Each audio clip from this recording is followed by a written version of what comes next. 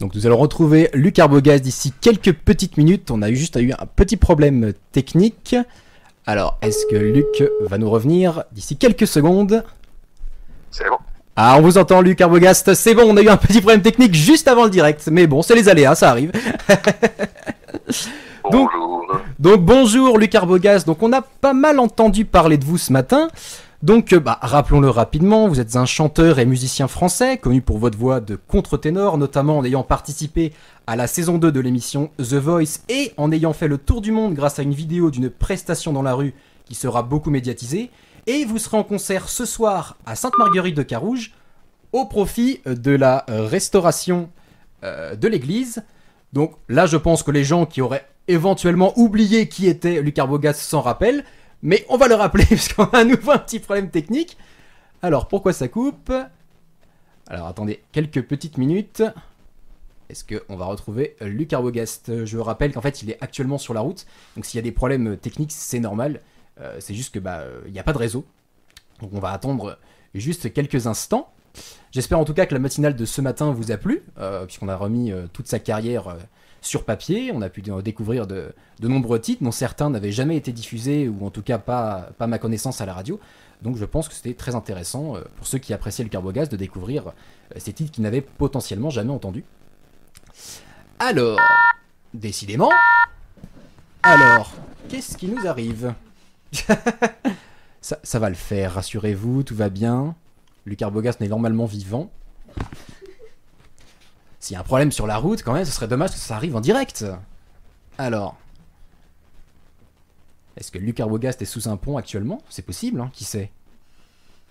Dans un tunnel. Pardon? Dans un tunnel. Voilà, Marie nous dit qu'il est peut-être dans un tunnel. Bonjour, vous êtes bien sur le répondeur de Luc Arbogast qui ne peut pas répondre pour le moment. Ah, ce serait dommage.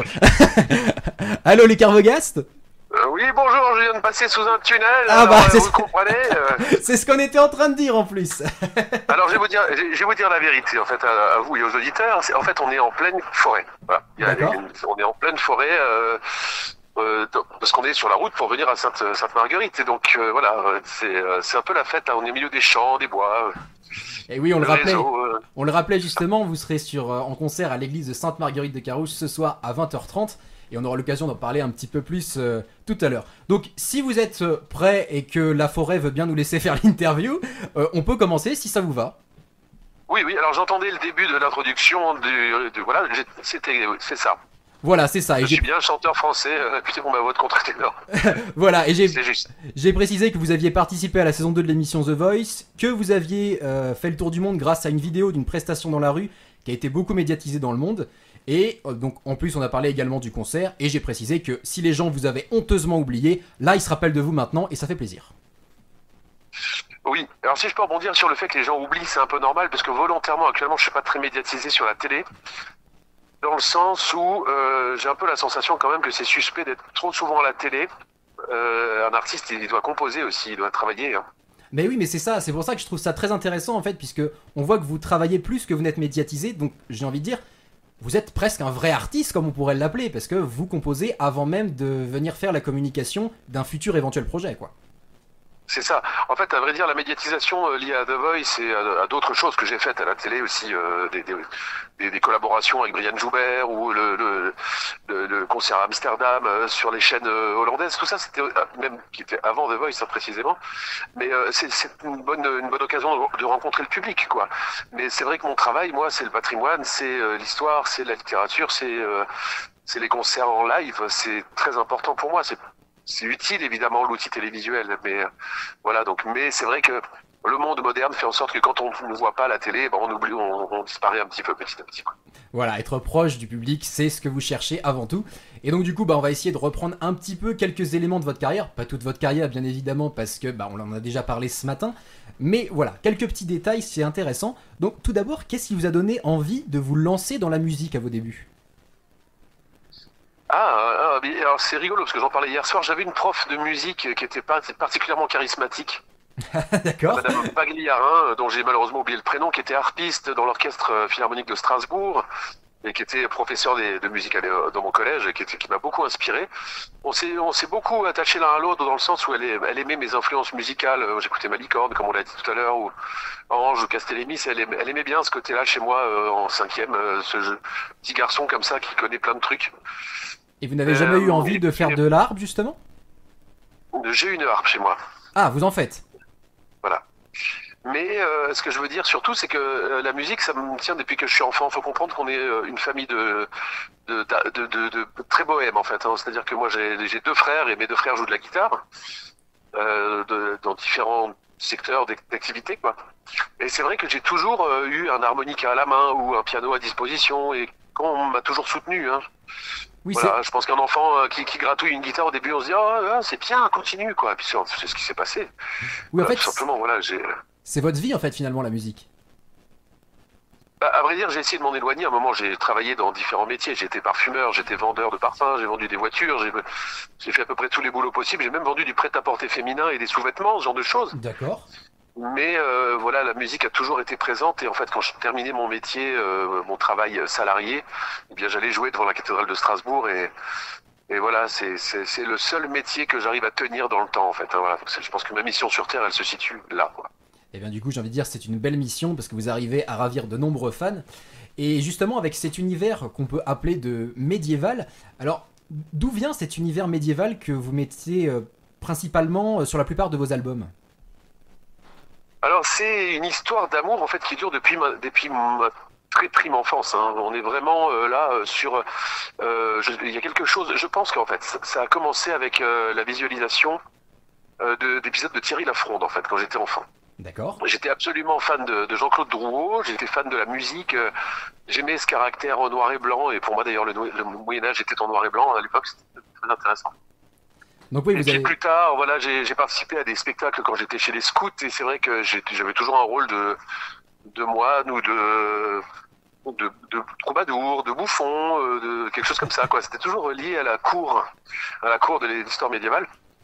Plus tardivement, en colonie de vacances, c'était pareil, j'avais toujours des trucs comme ça. Puis mes premiers dessins, d'ailleurs, et c'était souvent lié à des églises romanes ou à un bestiaire médiéval, ou un bestiaire historique, le bestiaire fantastique, un petit peu des légendes, des superstitions, tout ça. Ouais. C'est vraiment une histoire qui dure depuis toujours. Oui, parce qu'on a parlé ce matin, c'est vrai que vous avez comment dire, essayé d'avoir une carrière dans le dessin, mais vous n'avez jamais essayé de continuer cette carrière dans ce milieu-là? En fait, je suis actuellement pas mal pris par ma musique, effectivement, mais j'ai un atelier de peinture, en fait. Hein. Je propose des toiles, je vends des toiles. D'accord. Et on peut retrouver ça où? Voilà, et je continue aussi par le biais du tatouage ou ce genre de choses. Voilà, je continue à m'exprimer sur le pictural, quand même. Et alors, on peut retrouver ça où, ces tableaux que vous peignez? Bien, sur la page atelier, Arbogast Atelier Création. Sur Facebook, mais c'est quelque chose de très, je dirais, de très laconique, quoi. C'est quelque chose que je fais quelque part à mes heures perdues. Voilà, c'est plus un travail que je fais par sympathie, puis je reverse une partie de ce que je gagne à des associations caritatives, par exemple, ce genre de choses. D'accord, comme justement ce soir à l'église de Sainte-Marguerite de Carouge qui a besoin de soutien, si je ne me trompe pas. Alors effectivement, ça c'est une prise de position à laquelle je tiens, c'est que j'essaye toujours de donner un caractère, je dirais, de sauvegarde du patrimoine. Hein. Pour moi, le patrimoine est très très important dans ma carrière, et il donne sens, en fait, il fait sens avec ma musique. Même, je veux dire, aller voir un artiste, payer une entrée, voir le concert, c'est sympa. Moi, je le fais. Mais si je sais que derrière, il y a une cause culturelle, patrimoniale, évidemment, c'est plus important. Et ce que j'appelle le patrimoine, moi, il faut vraiment saisir ça, c'est que je parle pas que des vieilles pierres, je parle aussi de la maintenance des légendes locales, des costumes traditionnels régionaux, de la cuisine, je dirais des fêtes annuelles liées à chaque région. Voilà, c'est pour moi le patrimoine, c'est ça. C'est ça que j'essaie de maintenir et de mettre un coup de projecteur dessus. Mais vous faites en très bien. En l'occurrence, pour Sainte-Marguerite de Carouge, il s'agit de l'église et de tableaux, justement. Mais vous faites très bien, parce que c'est vrai que malheureusement, on a l'impression que ça se fait de moins en moins, ou en tout cas, on n'en parle pas vraiment. Et c'est vrai que c'est très intéressant d'avoir des artistes qui s'intéressent à ce milieu-là.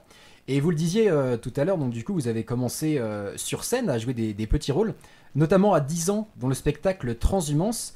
Alors, moi, je suis quelqu'un de très curieux, donc j'aurais voulu savoir, c'était quoi ce spectacle? Ça ressemblait à quoi? C'est génial que tu sortes ce vieux dossier là, magnifique. C'est 1987, j'avais 12 ans précisément. Alors le spectacle Transhumance, c'est super intéressant. Voilà, ça rejoint déjà une passion que je tiens aujourd'hui, et je le dois ça à Éric Cornette et à Sophie Cordier, qui étaient, si tu veux, des acteurs de théâtre et metteurs en scène, qui avaient fait pas mal de spectacles au Creusot, tu vois, dans les mines du Creusot. Ok. Et là, en fait, ils avaient pris d'assaut la vallée de Münster en Alsace et avaient retracé avec un spectacle d'expression populaire où il y avait quand même, je crois qu'il y avait, on était 800 figurants, quoi. Il y avait l'explication du début de la création du village de Münster et de la vallée par le truchement des moines qui étaient venus d'Irlande et la création de la congrégation Saint-Grégoire, enfin ce genre de choses. Et en fait, leur mission là, c'était d'embaucher, si tu veux, pour ces pièces de théâtre géantes, eh bien les habitants. Donc en fait, on avait vraiment une mise en scène avec énormément de magnifique musique et tout, et on allait dans les collèges, on allait vraiment faire du colportage pour trouver des acteurs. Et en fait, voilà, c'était un spectacle donc d'expression populaire, vraiment local, et ça avait fonctionné du feu de Dieu. C'était incroyable. On avait vraiment, mais ça, c'est pareil, ça fait vraiment partie, c'est un pignon dans mon histoire, ça. Mais oui, c'est ça qui vous a donné envie finalement de monter sur scène.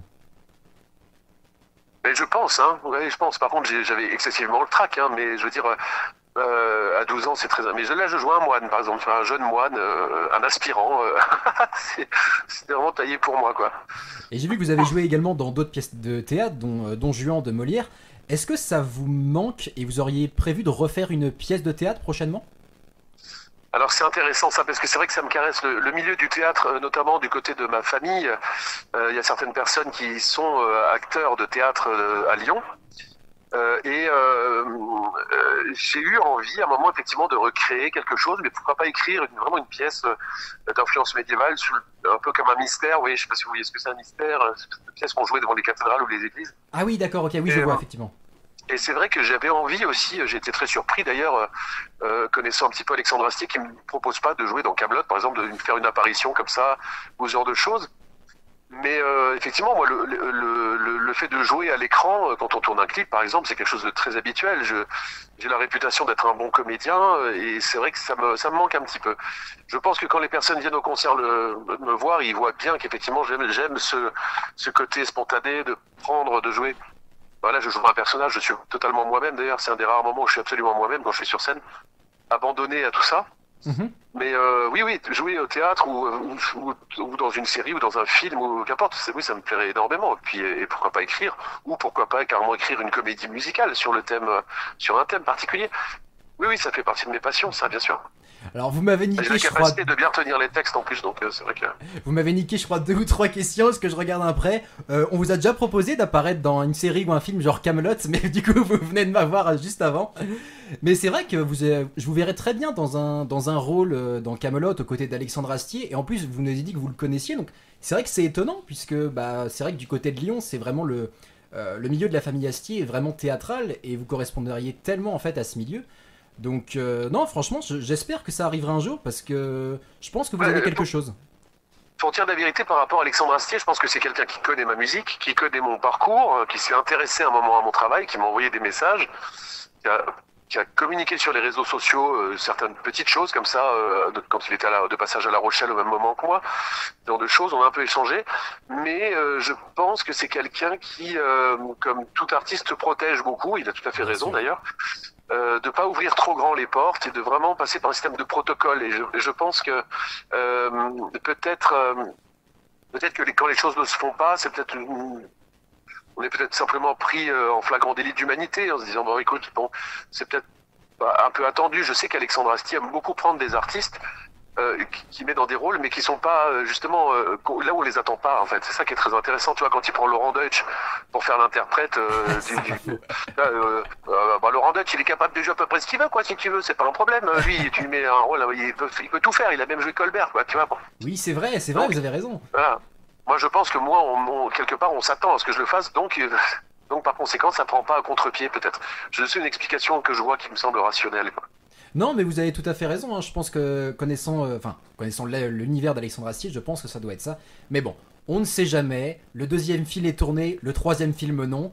À tout moment, vous pouvez recevoir un appel. En tout cas, on croise les doigts pour. Donc, on va revenir très rapidement sur l'expérience qui vous a fait connaître. Donc, l'expérience The Voice. On voulait savoir comment vous l'avez vécu ce moment-là. Alors avant de commencer à parler de The Voice en soi, il faudrait d'abord que je commence à parler du nombre de fois où j'ai été dragué par la télé. Ah oui, il y a eu pas mal de fois. Donc voilà. Alors, j'ai eu une expérience télévisuelle parce qu'en 99, en fait, je travaillais dans un studio de piercing et j'avais participé à l'émission Qui est qui avec Marie-Ange Nardi et Pépita. D'accord. Et donc ça, c'était une première expérience télé que j'ai trouvée fascinante et c'était grisant un peu de passer à la télé comme ça, sur une télé à grande écoute, quoi. Oui, j'imagine. Ensuite, plus tard, avec mes spectacles que j'ai fait, et puis cette expérience magnifique que j'ai vécue avec Brian Joubert, qui a quand même fait, il m'a fait passer à la télé sur un truc magnifique. En gros, il a acheté mon album à La Rochelle en me demandant s'il pouvait patiner dessus. Mais moi, je le connaissais pas, Brian Joubert, donc en fait, je lui ai dit oui, bon, faites ce que vous voulez, quoi, en fait, en gros. Et finalement, il a utilisé ma musique pour jouer au mondial du patinage. Donc ça passait sur Eurosport en direct quand même, avec ma musique, mon nom écrit à l'écran et tout. Ça, c'était vraiment très intéressant. Et c'était avant que je me fasse découvrir du grand public, donc c'était vraiment une belle mise en lumière de découverte de l'artiste. Il a vraiment aimé ma musique et puis il a voulu me donner un coup de pouce. Et finalement, tu vois, il m'a invité à venir jouer avec lui en direct à la télévision, encore une fois, sur le Trophée Lalique. Je crois que c'était à Courchevel, il me semble, je crois que c'est le Trophée Lalique. C'était un gala de fin d'année en tout cas. Pour la première fois, il y avait un patineur qui patinait en direct avec un musicien qui chantait en live dans une patinoire, ce qui était très dur parce qu'il y a une résonance énorme là-dedans. Et c'est passé sur France 3. Et voilà, c'était encore une nouvelle expérience, mais j'avais déjà, si tu veux, en fait, les gens m'ont déjà vu à la télé avant The Voice. Voilà. Ils ont déjà vu mon visage. Ils se disent, voilà, j'ai déjà été présent dans des trucs. Ouais, c'est-à-dire qu'en fait, vous aviez des passages, mais personne n'arrivait à rester attentionné à ce que vous faites, alors que pourtant, ils trouvaient votre musique très très belle. C'était ça, quoi. Et, par exemple, un peu comme si tu croises Claire Chazal dans la rue, tu vas dire, mais je vous connais, mais alors que ça semble une évidence, mais non, mais sorti de son contexte. Ah, allô? Et voilà. Ou tu sais, Christophe Hérault, qui est un acteur. Ah, alors on a quelques petites coupures avec Luc Arbogast. Ah, on va passer sur une nouvelle forêt. Est-ce qu'on va retrouver Luc Arbogast actuellement? On va attendre quelques petites minutes. Ça a recoupé. Alors attendez, 2 petites minutes qu'on le rappelle. Je rappelle que c'est une interview par téléphone. Donc du coup, il se peut que ça coupe par moment. Voilà, c'est de retour. Alors ça y est, les carrières sont de retour. Donc vous parliez là. Moi j'aime bien ce côté live, comme ça le public comprend qu'on est sur la route et ça je trouve ça très très bien. Voilà, ça montre que vous serez là ce soir à 20h30, on ne l'oublie pas. Voilà. Mais alors vous disiez oui, le fait de croiser des artistes que vous voyez à la télé, mais dans la rue ça changeait un peu la façon de les voir, quoi.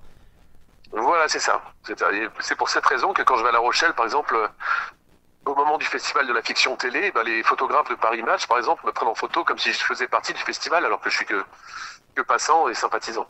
Ouais, donc, donc, si tu veux, avant de faire The Voice, moi je jouais beaucoup dans la rue. Tu as parlé tout à l'heure d'une vidéo qui a fait plusieurs millions de vues. Tout à fait. Une vidéo qui a été filmée par un Américain qui passait par là, et cette vidéo effectivement a été vue dans le monde entier, mais de manière incroyable, jusque en Chine. Moi j'ai des amis qui m'ont envoyé des captures d'écran.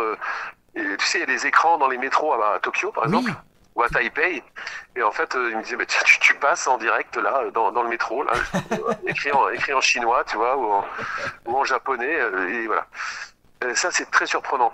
Mais avant de faire The Voice, j'avais été approché par M6 qui voulait que je fasse La France a un incroyable talent. Non, c'était pas ça, c'était Star Academy ou Popstars, et j'avais refusé, tu vois, parce que je disais non mais j'ai de l'éthique, je suis un troubadour moi monsieur, quoi, tu vois, et voilà. Et ça correspond pas au milieu. Parce que je vois une grande noblesse en fait dans mon travail, même si j'ai beaucoup joué sur les gens disent, vous jouez dans la rue, ah oui je me rappelle, vous jouiez, vous étiez assis par terre comme ça.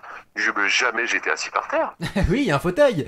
J'ai toujours eu du très beau matériel, j'ai toujours choisi mon décorum avec élégance, j'ai toujours eu des costumes qui étaient très très bien pensés.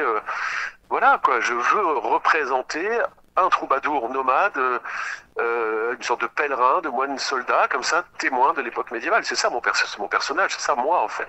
Pour montrer que ça existe donc, encore. J'ai jamais mendié dans la rue, quoi. Si tu veux, voilà, j'aimerais bien caricaturer ça comme ça. Parce qu'en fait, on a tellement peu l'habitude de voir des troubadours, comme vous le dites, qui continuent à venir performer dans la rue, mais pas juste pour demander de l'argent, juste pour faire plaisir aux gens, que du coup, ça choque, entre parenthèses, alors que ça devrait pas, parce qu'il faudrait qu'il y ait de plus en plus d'artistes qui continuent à faire ça, parce que c'est vraiment une bonne idée. Bien sûr, il faut transcender une notion de liberté, ça ouvre le monde. Alors, Exactement. ce qui est très intéressant, c'est qu'aujourd'hui, tu vois, les gens, il y a certaines compagnies qui travaillent dans le milieu des fêtes médiévales. Donc là, leur rôle, si tu veux, c'est d'être en compagnie. Effectivement, ils sont nombreux, ils font que des fêtes médiévales. Ils veulent à tout prix percer. C'est beau, il y a beaucoup de drague. Et tu vois, sur les grands salons de l'histoire, il faut rencontrer les organes à tout prix. Ouais, je trouve que c'est un petit peu, voilà, c'est un petit peu une forme de prostitution. Mais bon, quand on est artiste, faut bien manger, quoi. Oui, c'est ça. Et moi, à l'inverse, tu vois, d'avoir fait The Voice, eh bien, j'ai aussi, maintenant que j'ai été vu, entendu, que je suis connu, ben, j'aime bien aussi retourner dans la rue pour des raisons inverses, si tu veux, c'est de dire, garder sa liberté, de être, Ah, c'est super important, une forme d'intégrité, voilà. alors, on a eu quelques petites coupures, donc vous nous parliez justement d'une forme d'intégrité par rapport au fait de retourner dans la rue, c'est bien ça? Oui, c'est ça. Oui, c'est ça. C'est une affirmation de la liberté d'expression, quoi, et de la gratuité par moment aussi du spectacle, quoi. C'est-à-dire que pour moi, c'est important d'aller dans la rue pour jouer, pour rencontrer un public qui ne m'aurait pas rencontré par le biais des réseaux sociaux ou de la télé, tu vois. Mais c'est une très belle vision des choses, c'est pour ça que je voulais aussi en parler du fait que vous passiez dans la rue. Et donc du coup, alors cette fameuse expérience justement qui ne vous correspond, Ouais. comme vous nous l'avez expliqué, pas du tout. Alors, Comment vous l'avez vécu Donc on parlait de The Voice, hein, bien évidemment, je précise aux voilà, auditeurs. voilà. Donc j'avais été approché. Alors on a quelques petites coupures, si ça va revenir. Ah, alors là, il n'y a plus de son maintenant. Donc je rappelle pour ceux qui nous rejoignent à ce moment-là, Luc Arbogast est donc actuellement en Je voiture. reste en ligne. Ah, Je suis ça y est, on réentend Luc Arbogast. Vas-y, je vous laisse reprendre. Voilà. Donc c'est Romain Alary qui était responsable qui était chef de Shine Production de The Voice. D'autres. Et Théo, il m'avait accepté. Quelques petites coupures, on va attendre juste une petite minute que ça revienne à la normale, parce qu'on a que des bouts de mots et c'est vrai que c'est compliqué sur une interview d'avoir que des bouts de mots. Donc il nous parlait du fait de comment il a été contacté au sein de l'émission The Voice.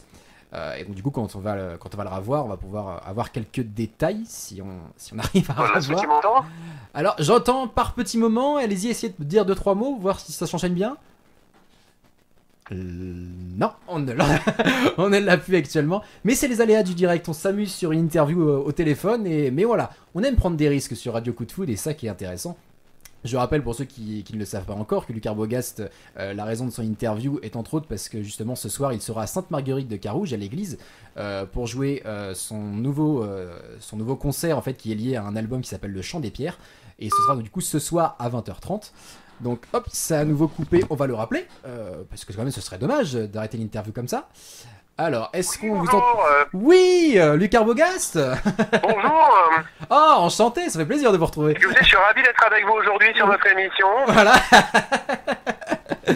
Mais c'est bien, c'est que on le prend bien de chacun de notre côté, donc ça c'est très bien. Ça, c'est- Ah oui, bah non, mais oui, bah moi je trouve ça normal en fait. Mais oui, voilà, Ouais. puis c'est amusant d'avoir C'est des tellement interviews plus différentes. naturel qu'il y ait un truc enregistré, tu vois. Voilà, mais exactement, c'est pour ça que j'aime bien aussi les aléas directs. Donc du coup, on revenait sur le fait de comment vous avez été contacté pour participer à l'émission The Voice par un certain Romain, si je ne me trompe pas.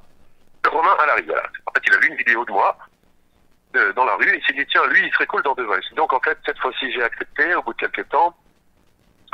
Dans le sens où j'avais, écoute, c'était un moment où j'avais envie d'être un petit peu plus connu, de faire diffuser ma musique un peu différemment, et puis surtout peut-être à 40 ans, eh bien, tu poses des questions sur ce que tu vas laisser à tes enfants, voilà. Mhm. Donc donc j'ai accepté, je me suis prêté au jeu, c'était vraiment pas facile pour moi parce que j'aime vraiment beaucoup la nature, et que là j'étais en milieu très minéral et tout, mais bon, je dirais, je remercie encore Nicolas Saliagas pour... Alors, allô? Ah, on n'entend plus. Donc on va essayer de voir si ça revient d'ici quelques petites minutes. Je suis désolé encore pour ces petits problèmes de technique, mais rassurez-vous, la raison pour laquelle ça coupe, c'est aussi puisque il est sur la route. Donc ça veut dire aussi qu'il y a une bonne nouvelle, c'est que ceux qui voudront le voir ce soir, eh bien justement, il arrive. Il est sur la route, il s'approche, donc il n'y a pas de problème. Donc on va attendre que le son revienne. On espère que ça ne durera pas trop longtemps. Ah, décidément. Qu'est-ce qu'il y a des forêts sur la route vers Carouge? Ça doit être ça. Alors on va voir si Luc nous rappelle d'ici quelques instants. Donc je rappelle que du coup le concert de ce soir c'est aussi pour essayer de récupérer quelques dons en fait pour l'église qui a besoin de dons. Je ne saurais pas donner assez de détails puisque je ne les ai pas devant moi. Luc pourra nous les donner tout à l'heure, mais c'est par rapport à la restauration de l'église en tout cas de Sainte-Marguerite de Carouge. Alors, est-ce que ça revient? Est-ce qu'on va réussir à le avoir? Ça rappelle en tout cas. Oui, allô? Oui, ah une voix beaucoup plus grave d'un coup. Est-ce que Ah, je suis désolé. Non, mais ça arrive, c'est pas grave. Donc alors, on revenait sur cette même explication, donc vous disiez que vous remerciez Nikos pour avoir participé à l'émission, c'est bien ça? Non, je remercie Nikos pour sa bienveillance qui m'a permis D'accord. de supporter le fait d'être enfermé entre quatre murs dans des salles de concert, tu vois, de spectacle, de salles d'enregistrement où il n'y a pas une plante verte, quoi. Tu vois, tu cours, ça sent fort le café, ça sent fort le parfum, tout le monde est stressé. Ouais. Ouais, voilà, ça c'est. Mais alors, honnêtement, pour en revenir à tout ça, je regrette pas du tout d'y être allé, parce qu'il y a des gens qui disent ouais, mais oh, peut-être que machin, mais vraiment pas du tout. Hein. Je pense que le turbo qui a été mis sur ma carrière grâce à The Voice, je le regrette pas du tout. Mais il faut conserver une forme d'intégrité, si tu veux. Après, il faut pas que tout soit basé sur la télé, quoi. Mais non, bien sûr, je peux tout à fait comprendre. Mais je pense que vous avez bien fait, parce que ça vous a permis aussi de vous faire connaître du grand public, et que maintenant, aujourd'hui, vous pouvez faire ce qui vous plaît totalement, en ayant eu cette petite partie de médiatisation qui permet aux gens de vous connaître, en tout cas, maintenant, quoi. En fait, à vrai dire, c'est pas une petite médiatisation, dans le sens où quand même mon clip passait sur TF1 avant l'émission The Voice, il passait avant le journal de 13h de Jean-Pierre Pernaut. Quand le disque est sorti, alors que l'émission n'était même pas terminée, on a fait un quadruple disque de platine, ça veut dire plus de 400 000 ventes sur Odysseus. J'ai fait 2 fois l'Olympia. Le disque qui est sorti après Oriflamme a fait un disque d'or. Tu vois, c'est vraiment pas c'était vraiment terrible. Hein. Oui, c'est vrai que le terme petite médiatisation n'est pas approprié, puisque c'est vrai que même quand on le disait ce matin, donc déjà par rapport à ce que vous avez dit, mais également ne serait-ce que sur YouTube, vos clips qui ont atteint plus de 4 voire 6 millions de vues, c'est incroyable. Donc oui, effectivement, ça a dû beaucoup vous mettre en avant. Je pense que ça a vraiment rendu service à beaucoup de gens, cette histoire de The Voice et de musique médiévale, dans le sens des fêtes médiévales, par exemple, qui ont eu un public plus accru. Aujourd'hui, quand je vais sur une fête médiévale et que je vois le monde qu'il y a, j'aime bien quand même, il y a un peu d'ego derrière, j'aime bien me dire que c'est un peu grâce à moi, parce que en fait, ça se cassait un peu la figure, tout ça. Et c'est vrai qu'il y a certaines médiévales qui m'ont contacté pour que je vienne rebooster tout ça avec le public de la télé, en fait. Mais c'est vrai que quand Et on puis commence... ça a créé des passions, ça a créé, il y a des gamins aujourd'hui qui sont mis au bouzouki, tu vois, et je pense que voilà, je remplis ma mission, quoi. Mais c'est vrai que quand on commence à parler de musique médiévale, le premier nom que les gens ont en tête, ce sont pas des personnes qui vivaient dans cette époque médiévale et qui ont sorti des musiques, puisque la plupart du temps, on ne connaît pas les artistes qui ont composé ces musiques, puisqu'on n'a pas les archives pour avoir le nom exact. Mais quand on parle de musique médiévale, automatiquement, c'est Luc Arbogast qui nous vient en tête. Donc je pense que oui, vous avez réussi votre défi, et vous pouvez être fier, vous avez le droit d'être fier, tout à fait. Alors aujourd'hui, tu vois, moi c'est pareil, j'ai commencé la musique médiévale ou d'influence médiévale en 96. Donc c'est une époque où il y avait très très peu de groupes de musique médiévale. Soit il y avait effectivement des groupes de reconstitution comme à Malraux-Villars ou enfin tu vois en Suisse, ou des groupes comme Sangrimus en Alsace ou du trad, du folk, tu vois, ça existait. Mais des groupes connus de musique médiévale, il y en avait un seul, c'était Corvus Corax en Allemagne. Et des groupes après comme Triane et puis Malicorne, tu vois. Oui, mais le fait de démocratiser d'un point de vue télévisuel ou à la radio sur les réseaux sociaux, je pense que sincèrement, je vais être dans les premiers à faire quelque chose comme ça. Et aujourd'hui, par exemple, un groupe comme Corvus Corax, Cornemuse et Tambour, ben, ça s'est multiplié à l'infini, quoi. Ce qui fait que même eux aujourd'hui sont moins connus parce qu'ils se sont fait doubler par leurs concurrents, tu vois, par leurs bébés. Voilà. Et ça prend un petit peu au nez de tous les artistes qui sont médiatisés, c'est qu'en fait, ils créent des modes et en fait, au fur et à mesure, ils sont entérinés par leurs propres enfants, quoi. Ouais, c'est ça qui est dommage. Parce que justement, quand vous parliez des artistes que vous soutenez ou que vous appréciez, j'allais justement rebondir là-dessus, c'est que justement, vous écoutez quoi actuellement comme artiste? Alors moi, je suis resté fidèle à ce que j'écoutais quand j'avais 16-17 ans, à savoir des groupes, par exemple, moi j'écoute beaucoup de New Wave, de ce genre de musique un peu électro, Mhm. Mais dans ma playlist, d'ailleurs, mon ordinateur me fait comprendre qu'il est un peu schizophrène. Il passe du chant grégorien, Hildegard von Bingen, à des sessions de jazz. Voilà, j'écoute du black metal, tu vois, je suis vraiment très éclectique, mais il faut à tout prix que ces musiques aient quelque chose de vibratoire, quoi. Voilà. Oui, voilà, je comprends. J'entends des groupes qui sortent aujourd'hui. Tiens, j'ai eu un petit coup de foudre il y a quelques années, il y a peut-être 5, 7, 8 ans, pour un groupe qui s'appelle Imagine Dragon. Tu vois, j'aimais bien les harmonies, Ah des oui. choses comme ça. Donc je ne m'interdis pas d'écouter quoi que ce soit. Il m'arrive d'écouter du rap, par exemple, mais pas n'importe quel rap. Par exemple, moi, je vais écouter Oxmo Puccino ou IAM, l'école du micro d'argent. D'accord. Mais je vais pas écouter NTM, par exemple. Tu vois, ça me parlera pas du tout. Ça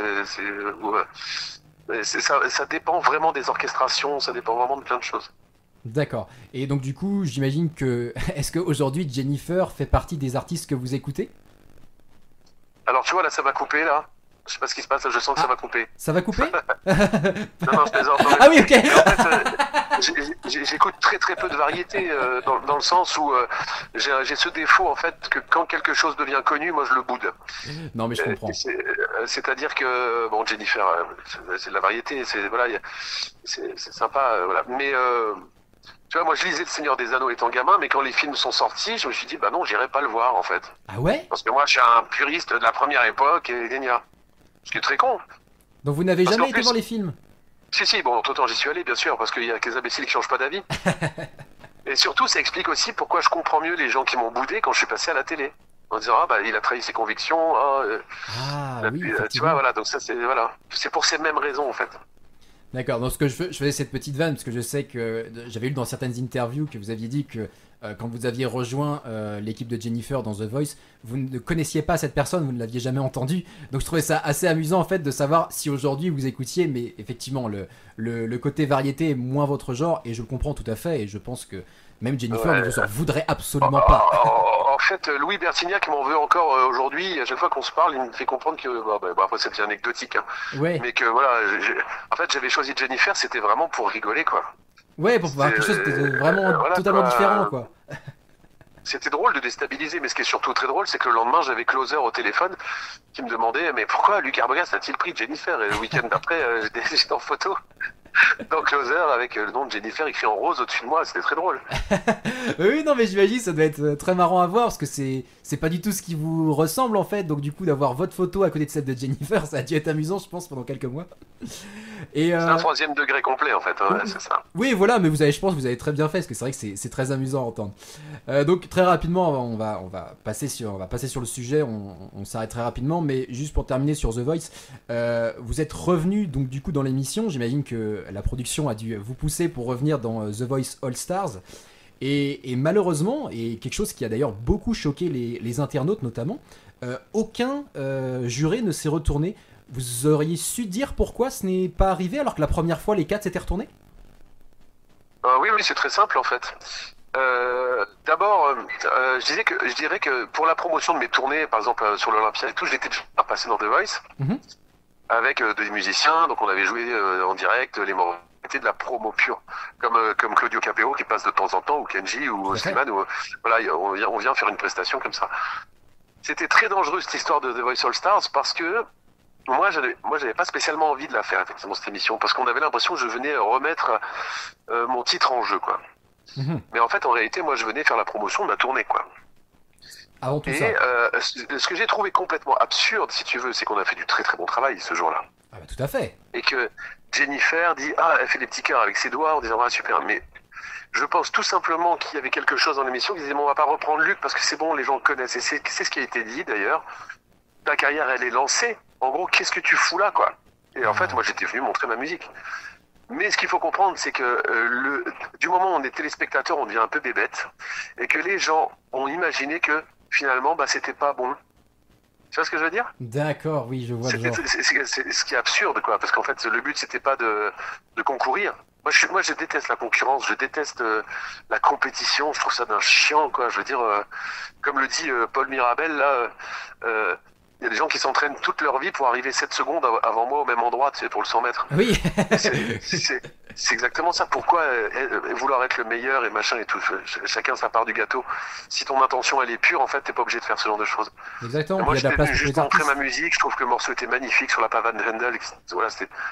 Mais il y a des gens qui n'ont pas compris, qui réfléchissent pas plus loin que leur nez et qui disent ah bah il a pas été pris. Bon bah écoute, c'est normal.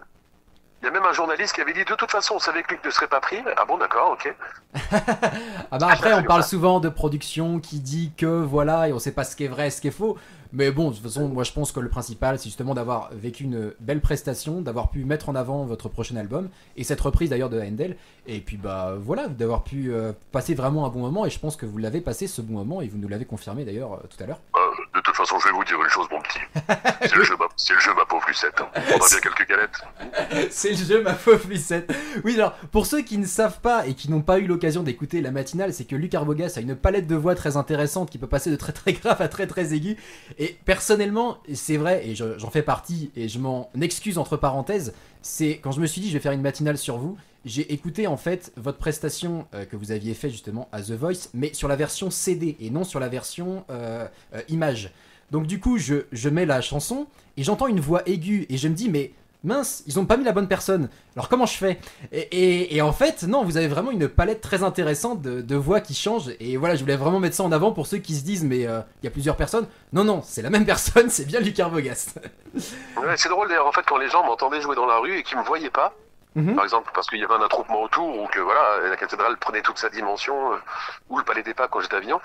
Quand les gens m'approchaient après, ils disaient ah bah c'est marrant parce qu'on s'attendait pas du tout à cette tête. Et je dis oui, et voilà, on voyait une espèce de chanteuse C'est ça. rousse avec des cheveux longs. Je dis oui, c'est Lorena McKennitt quoi. Et c'était marrant parce qu'effectivement tout le monde a cette vision un peu féminine, un peu féerique. C'est rigolo. Ouais, c'est ça, mais bon, ça fait une belle surprise, j'ai envie d'appeler ça comme ça. Et donc du coup, on parlait aussi vous parliez des émissions que vous n'étiez pas vraiment fan d'avoir fait ça, mais j'étais étonné quand je me suis renseigné sur votre carrière. Vous avez quand même accepté d'être juré dans une émission qui s'appelle Together Tous Avec Moi, où il y avait plus d'une centaine de jurés qui étaient devant des candidats qui chantaient. Pourquoi avoir accepté et comment vous l'avez vécu d'avoir fait cette émission qui d'ailleurs, je crois, n'a pas duré très longtemps à la télévision? Alors cette émission, c'était un fiasco, les gens ne s'en rappellent même pas. Ben non, je connaissais pas. C'est un concept américain que Shine Productions a essayé d'importer en France. Le but, si tu veux, de l'émission, c'est à 100 personnalités du métier, dont parrainé par Garou, quoi, et présenté par Éric Antoine. Et le but, c'est qu'il y a un candidat qui vient, qui se présente, et il y a une chanson, et il chante. Et le but, c'est d'amener le public avec lui, tu vois. Est-ce qu'il donne envie de taper dans les mains? Est-ce qu'il donne envie de chanter avec et tout? Bon, alors le concept, il est franchement discutable. Et puis je pense que c'est des émissions à l'américaine, quoi. Tu vois, c'est du show à l'américaine. Et en fait, moi, j'ai une copine, Delphine Azoulay, qui m'a dit il y a cette émission qui est en train de préparer les castings. Je leur ai écrit, en fait. Et en fait, ils pensaient que je voulais concourir en tant que candidat. Je leur ai dit mais non, moi, c'est plutôt faire partie du jury, quoi. Et donc effectivement, on a fait cette émission, on a enregistré les génériques et tout. Et il y a l'émission est passée une fois ou deux fois, le public n'a pas adhéré sur M6, donc il est passé sur W9, ça n'a pas adhéré, puis elle a été recalée.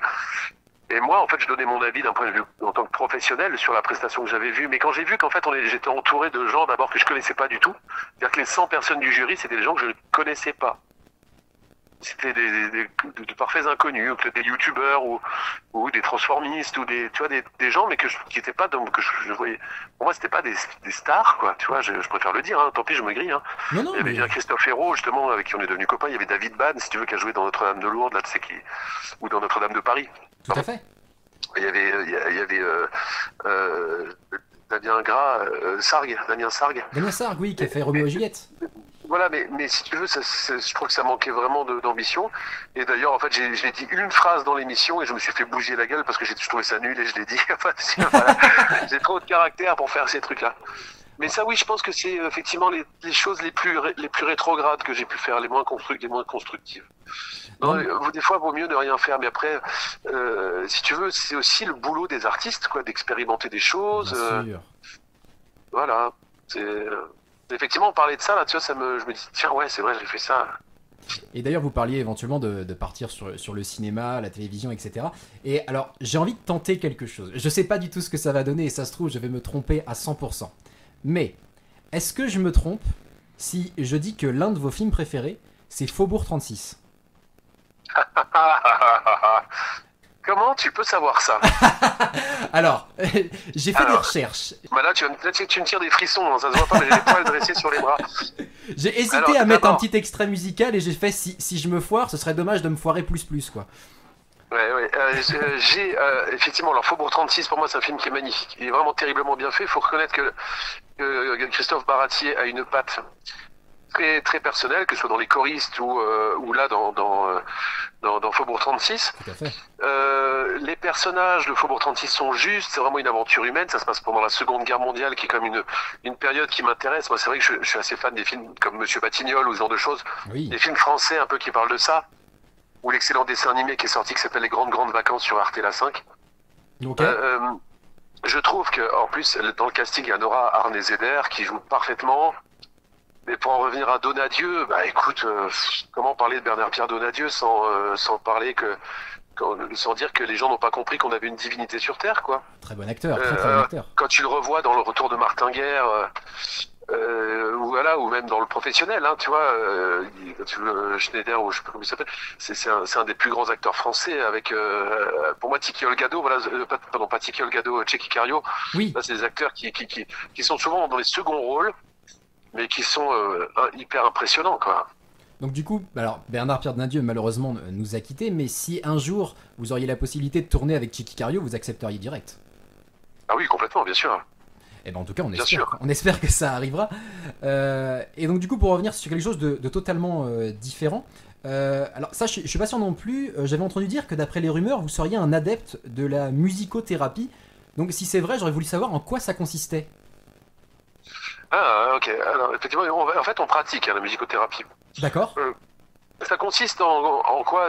À réharmoniser en fait les énergies Mhm. du corps physique, du corps mental, par des instruments travaillés pour. Hein. D'ailleurs, c'est le cas sur les concerts. Là, il y a un morceau notamment qu'on joue qui s'intitule Darshan, D'accord. qui a pour but en fait de réancrer le public dans le quotidien est un peu trop lourd. On a tendance, si tu veux, à fuir un peu notre corps, notre esprit va un petit peu partir un petit peu dans tous les sens. Et ce morceau-là, donc il est en ré mineur sur une gamme éolienne en 440, malheureusement quoi que presque en 432 hein, par moment.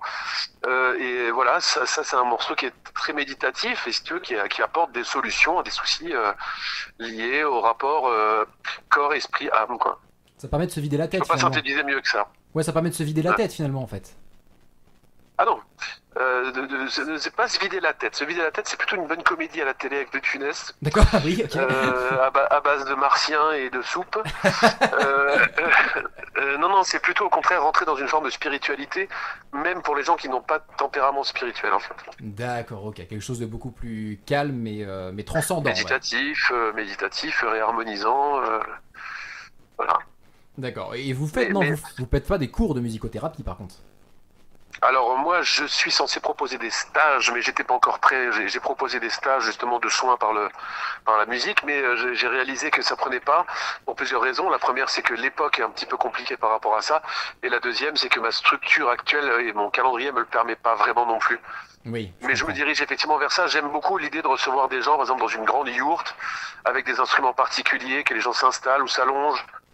Et puis faire une musique qui a vraiment pour but vraiment de libérer l'esprit, de rentrer en alliance avec l'univers, avec les autres et tout. Alors là, je parle dans des hautes sphères.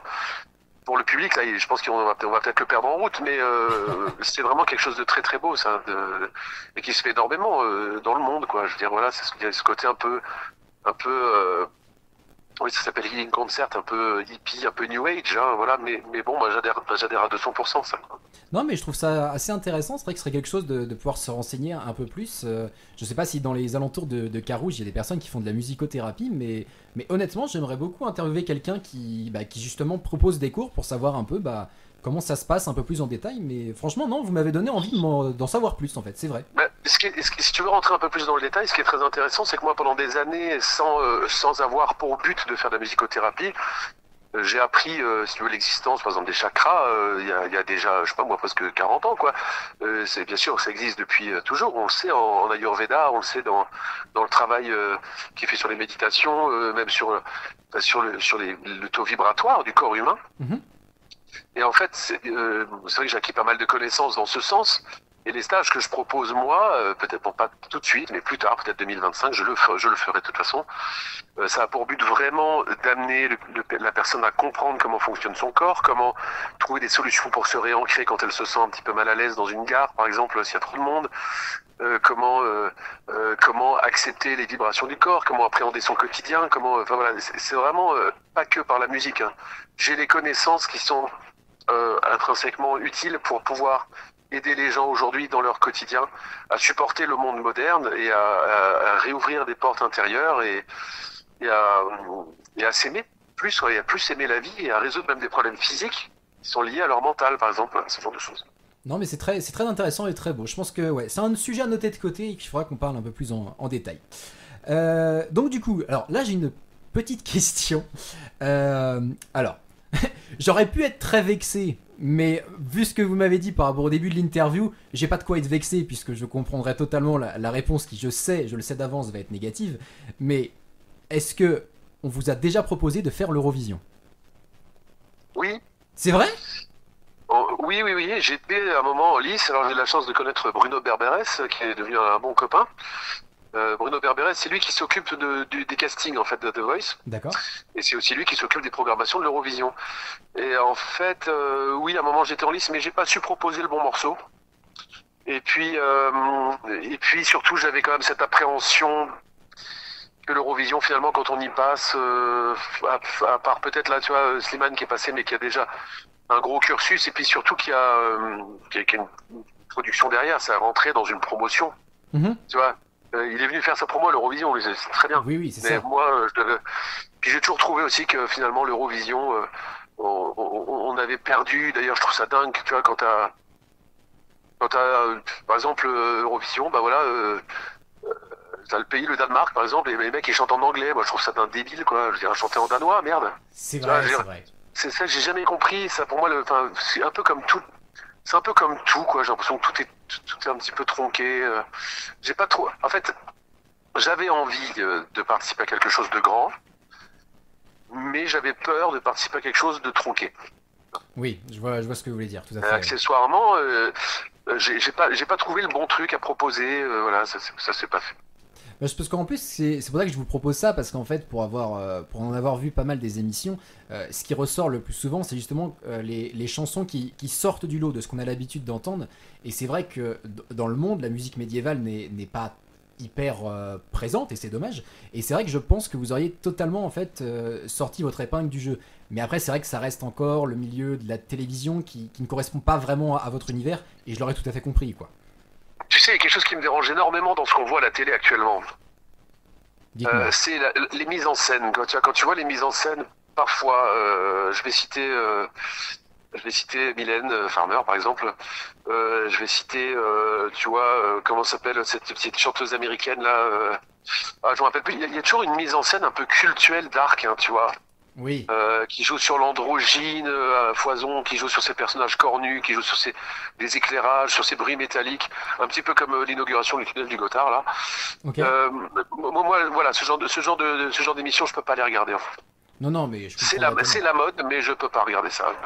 Et donc, effectivement, j'aurais pu arriver là en me disant, moi, ce que je propose c'est différent, avec quelque chose de très pur et très simple. Mais je pense que c'est à un moment, dans la musique, on peut pas faire le colibri comme dans le milieu de l'écologie, tu vois. Oui. Venir proposer une perle de pureté au milieu de tout ça, c'est possible, mais c'est un coup, quoi. Tu vois, je veux dire. Non, mais de toute façon, c'est un peu dangereux de mettre le doigt dans ces milieux, je trouve. Non, mais vous avez tout à fait raison. Vous avez tout à fait raison, puisqu'il faut aussi faire quelque chose qui corresponde à ce que vous avez envie. Vous êtes artiste, vous avez envie de proposer quelque chose. Et si vous faites des choses qui ne correspondent pas à ce que vous proposez habituellement, juste pour avoir du succès, je comprends totalement en fait que vous vouliez rester dans ce que vous voulez faire. Et c'est tout à votre honneur. Et je trouve ça d'autant plus intéressant. C'est super important de rester droit dans ses bottes. Mais Même dans The Voice, si tu veux, quand j'ai chanté Mad World, j'ai quand même chanté avec oui, un passage en contre-ténor avec mon bouzouki qu'on voulait m'enlever, mais que j'ai réussi à garder. ah bah c'est dommage parce que c'est vrai que la reprise de Tears or Tears avec l'instrument est merveilleuse. Ouais, et d'ailleurs on l'a mis sur l'album après, hein, sur Odyssey. Non mais vous avez très bien fait parce que franchement ça rendait vachement bien. Mais le fait de ne pas avoir fait l'Eurovision, ça ne vous empêche pas d'être quand même contacté, parce qu'on en a parlé ce matin, notamment par le groupe de folk rock allemand D'Artagnan, avec qui vous avez fait une collaboration. Mais comment elle est arrivée cette collaboration? Ils vous ont connu d'où? Eh bien, en fait, je pense que ça se passe à l'échelle européenne, quoi. Ils ont tout simplement vu mon travail, ils ont entendu parler de moi. Il faut quand même comprendre que aujourd'hui, par exemple, dans une émission, dans une vidéo YouTube, tu tapes sur YouTube les voix marquantes de The Voice. Bah là maintenant, ça s'est dilué parce que ça continue, ça continue, ça continue. On dirait que tout le monde sait chanter, c'est affreux. Il y a, j'étais quand même dans le top 4 ou 5, quoi, dans The Voice mondial, quoi. Donc c'est vrai que ça a attiré l'attention. Et il faut savoir qu'en fait, moi, je suis d'origine allemande du côté de ma maman. D'accord. Donc j'avais déjà joué en Allemagne sur des fêtes médiévales, voilà. Et puis je suis suivi un petit peu par le public allemand. Donc je pense que voilà, le lien avait été fait. Et cette collaboration avec D'Artagnan, c'est un chouette succès d'ailleurs, hein, parce que le morceau est juste magnifique. Hein. Ah oui, on l'a écouté Non, ce on pourrait matin. peut-être même le diffuser. Ah, vous l'avez mis ce matin? Ah bon, on l'a mis ce matin, bien évidemment. On a fait toute la carrière et même les choses diverses et variées de votre carrière. Et on trouvait ça justement très intéressant de pouvoir entendre quelque chose qui ne correspondait pas à ce que vous proposez habituellement et qui pourtant rend tout aussi bien en fait cet univers musical de D'Artagnan et de votre univers à vous, quoi. Ouais, ce qui est intéressant, c'est que je fais pas mal de collaborations différentes. Tu vois, j'ai fait des collaborations avec des groupes de métal, notamment le groupe Boost, anciennement Crusher, avec Michael Da Silva. D'accord. Sur Strasbourg. Donc ça, c'est vraiment du métal, c'est du métal californien dans l'esprit de Biohazard ou Sick of It All, ce genre de choses. Voilà, donc on peut entendre cette piste. Le morceau s'intitule Architect of My Own Destruction. D'accord. Donc ça, c'est métal. J'ai collaboré avec Occulte, donc ça c'est avec Fabrice Buchholz. Donc sur un projet de reprise d'un morceau, donc Le Parpaillon en gascon. D'accord. J'ai collaboré avec Larry ou la compagnon des compagnons du monde là sur une reprise de Réveillez-vous belle endormie. Tu vois, on propose plein de collaborations différentes et ma voix finalement elle est un peu passe-partout, tout en étant très identifiable. Donc ça c'est vraiment chouette. Et puis en plus moi j'aime le métal, j'aime le folk, j'aime les polyphonies. Oui, parce que c'était les premières choses que vous écoutiez au début de votre carrière, si je me trompe pas, le métal et le hard rock. Oui, bah comme tous les gamins de 17 ans qui se veulent rebelles, hein, ouais. On avait monté un groupe avec mon frère qui s'appelait Chaos Squad, l'escadron du chaos. Ouais, et j'ai cherché pour en diffuser, j'ai pas réussi à trouver par contre. Non, c'est impossible. Il y a une cassette qui existe quelque part. Il se trouve à Monaco actuellement, entre les mains de Héloïse Exbraya, qui est une présentatrice de télé, qui était ma petite copine de l'époque. D'accord. Et qui avait qui a des cassettes. Et on va essayer de repasser sur clé USB un jour. Là, ça va être la grande surprise, quoi. Réécouter ça, c'était en 91, tu vois, donc ça fait... voilà. Ouais, parce que là, je dis, il fallait pas nous dire ça, parce que là, on va essayer d'aller la chercher, là, la cassette. Hein. C'est 33 ans, mon ami. Ah bah oui, c'est ça. Les archives. Mais c'est toujours intéressant, je trouve, d'écouter aussi quelque chose qui date de maintenant plusieurs années, et justement savoir ce que ça donnait avant que vous soyez connu, et voir si justement il y avait des différences. Je trouve ça toujours... la comparaison, je la trouve toujours intéressante. Ouais. Sinon, alors, je vais peut-être mettre les pieds dans le plat dans quelque chose que j'ai pas le droit de parler. Donc, on va bien voir. Mais j'ai lu dans une interview que vous avez travaillé sur un dessin animé, autant sur la musique que sur le doublage, qui devait sortir en 2017. Où en est ce projet? Alors, ce projet n'a tout simplement pas eu lieu. D'accord. À mon grand dame, oui, c'était un projet qui s'appelait Salamandre Achat. Ok. Où je devais faire la musique du film et puis faire un doublage de personnage principal aussi.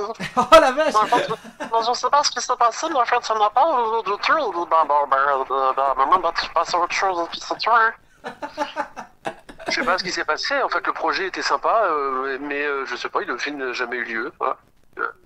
Non, mais ce serait intéressant. Honnêtement, si on peut garder contact, il va falloir qu'on se recontacte pour parler de ce projet qui n'a jamais eu lieu, parce que franchement, à côté, il y a quelque chose qu'on pourrait faire. On en reparlera si jamais on garde contact, mais franchement, c'est quelque chose qu'on pourrait parler un peu plus en détail. Mais c'était en lien avec Steven Spielberg, de ce que j'avais compris?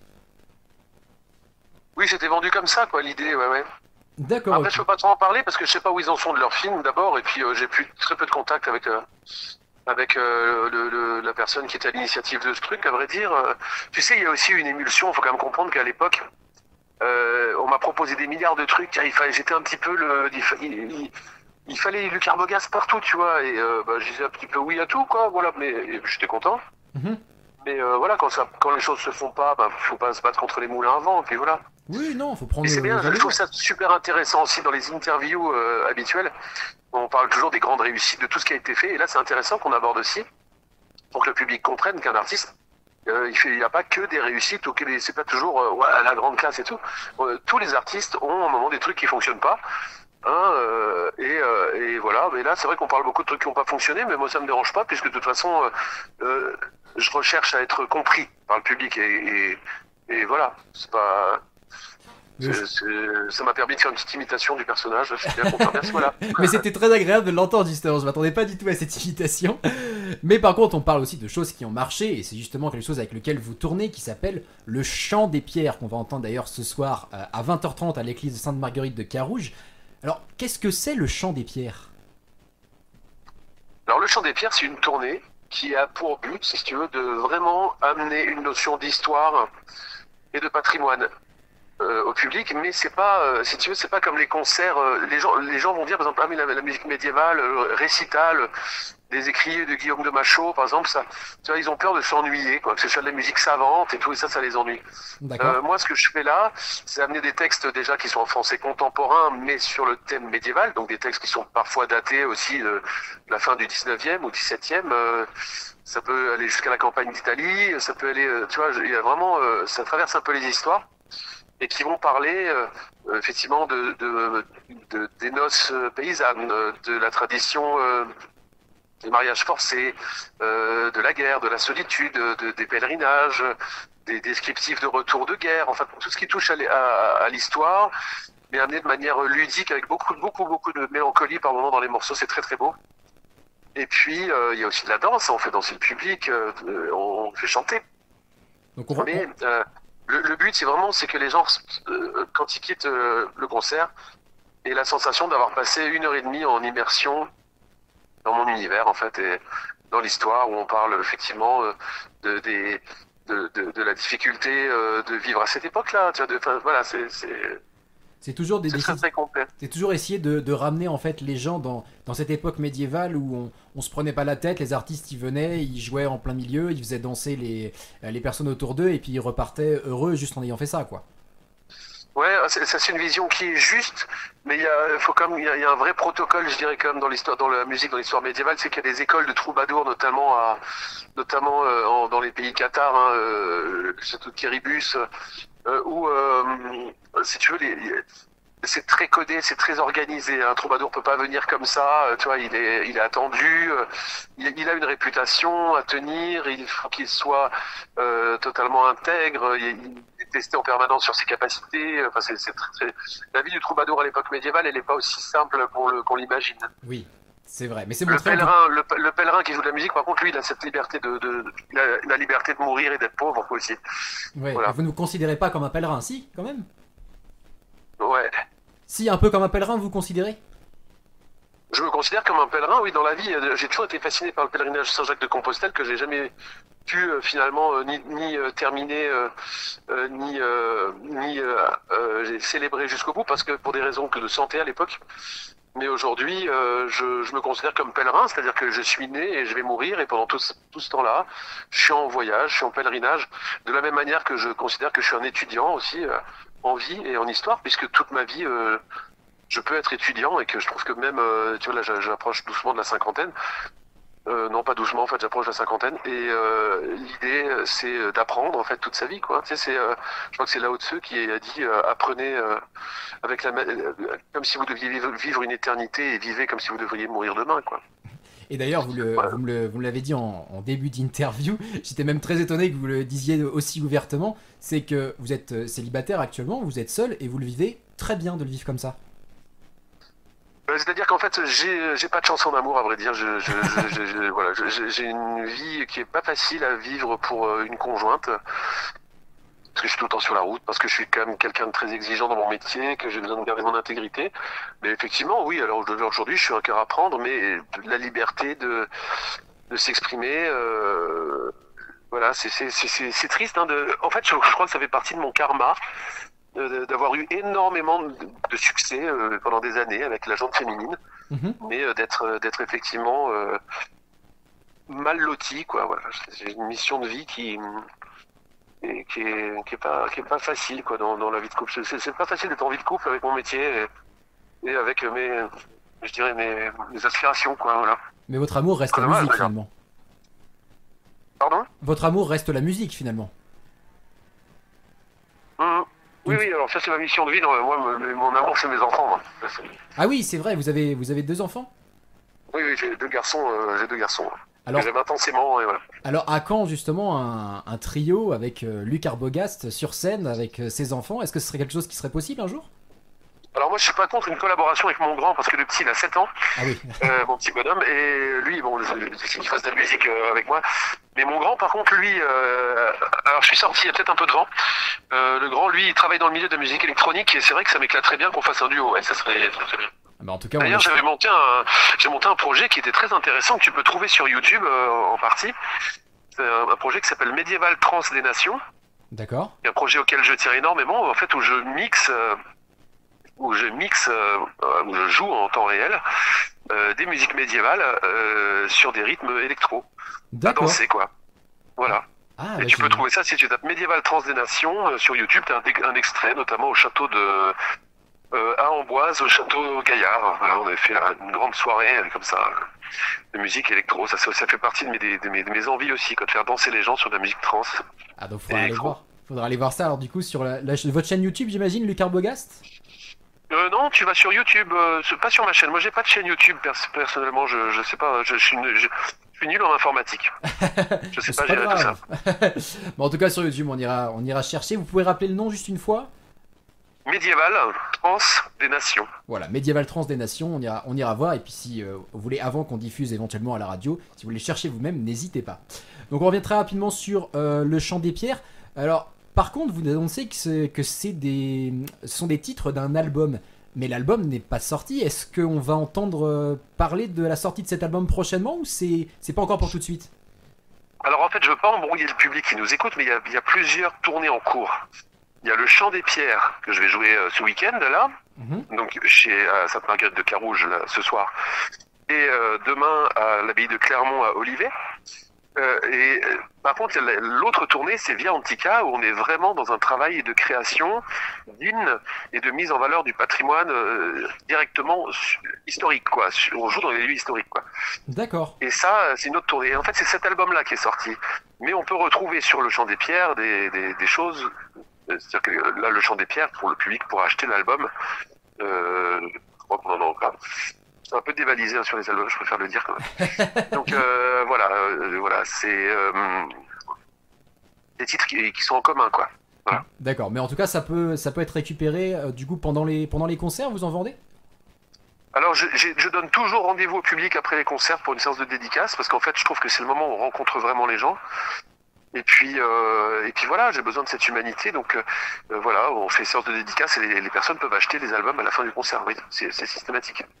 D'accord, et donc du coup voilà, on va poser les toutes dernières questions parce que ça fait un moment qu'on est ensemble. Il faut aussi que vous vous prépariez pour le concert du soir, qui je le rappelle est à 20h30. Alors on fait une pause café là. Je vais effectivement tout à l'heure, parce que là j'aime pas faire des interviews en public.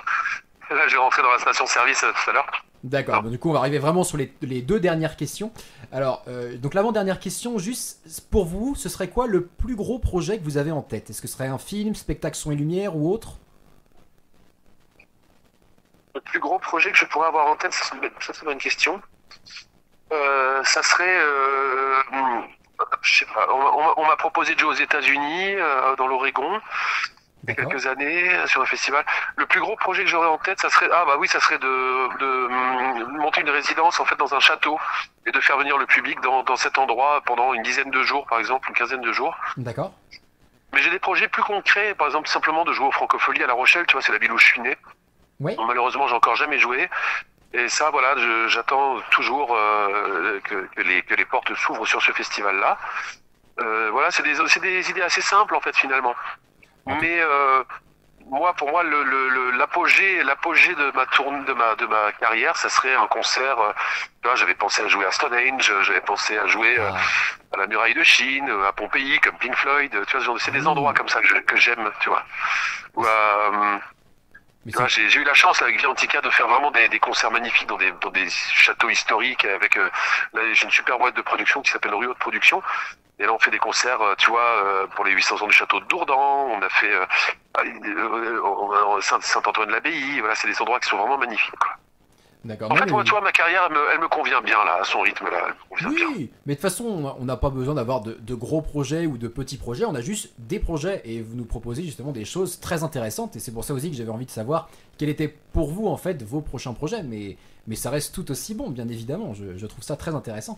Je peux d'ores et déjà te dire que 2025, je peux pas en dire plus malheureusement, mais le grand public va réentendre parler de moi par les grands moyens, voilà.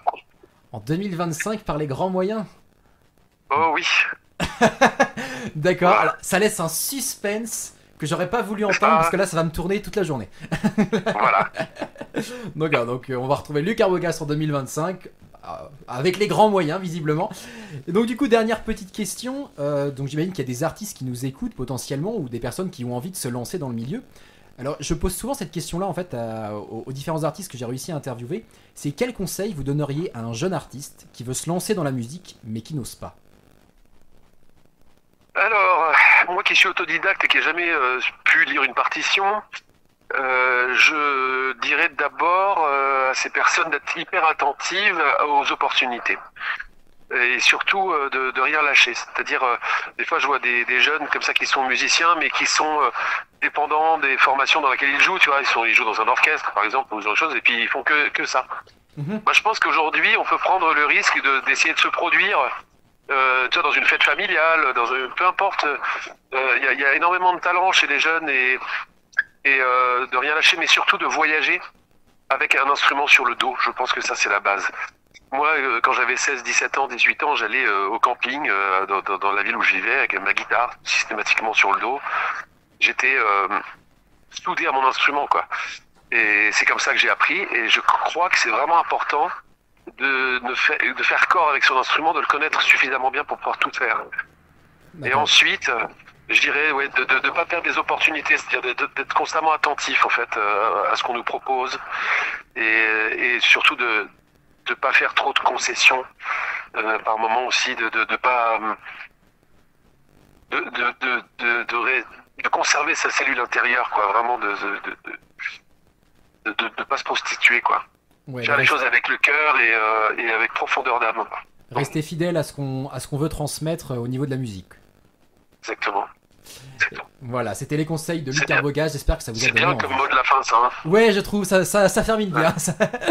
Donc voilà, on le rappelle, Luc Arbogast qui sera sur le concert Le Chant des Pierres à l'église de Sainte-Marguerite de Carouge ce soir à 20h30, ne loupez pas. Et ce sera au profit de la restauration de l'église de Sainte-Marguerite de Carouge qui en a besoin. Alors si vous voulez venir soutenir et écouter, j'allais dire la merveilleuse voix, mais on peut dire les merveilleuses voix de Luc Arbogast, et qu'on peut l'entendre. On a pu l'entendre pendant toute cette interview. Et pour terminer, eh bien, je propose d'écouter justement un morceau qu'on a parlé pendant l'interview, qu'on a entendu d'ailleurs ce matin, mais que Luc voulait bien qu'on repasse. Alors du coup, je propose de la repasser. C'est votre collaboration avec le groupe de folk d'Artagnan. Et je pense que ça va terminer bien là-dessus. Magnifique. Voilà, on laisse ce titre-là, et puis je vous dis à une prochaine, on l'espère, Luc Arbogast. Ouais, merci beaucoup, et bonjour aux auditeurs, et puis à très très très bientôt. À très bientôt, on l'espère. Voici D'Artagnan et Luc Arbogast. Salut.